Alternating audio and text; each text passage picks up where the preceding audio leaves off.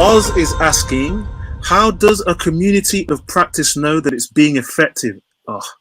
How do you continually review the community of practice so that it remains relevant and valuable? You may have answered some of this. Yeah, I've touched on this earlier. So I would recommend, again, know what the goal of the community practice is.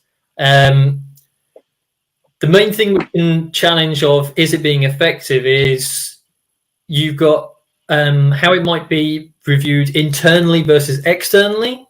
So you might have managers and heads of department who are seeing a value of effectiveness differently compared to the community members. So for the community members, they might go, well, we know we're effective. We're regularly meeting as often as we've agreed. We're discussing with each other. We're coming out with new ideas. But if you go, right, on a scale of 1 to 10, how well do you know this tool, this way of working, so forth? A year later, okay, mark it again. Oh, we want everyone to be 8 out of 10 or better. That's a very intangible thing necessarily to try and do.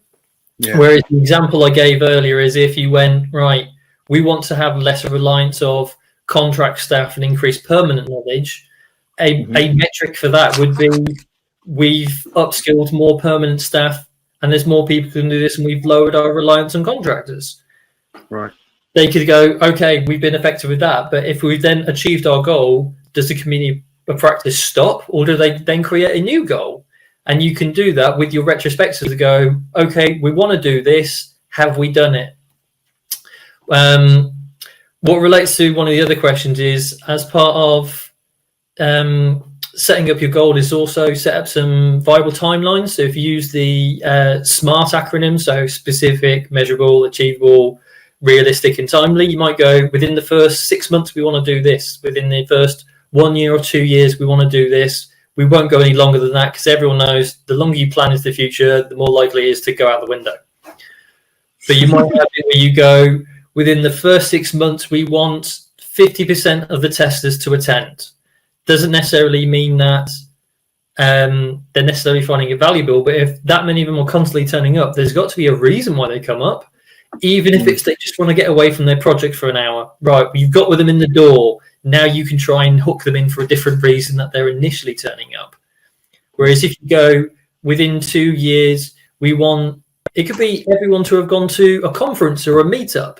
And the way they've done it is by learning things here and sharing at the meetup, or conversely, we want to encourage people to go to the meetups and then share it back at the community practice, because not everyone can always attend these things due to location or work-life balance, home life, so forth. So it generally depends, with, as I said, with your internal measurements and your external measurements.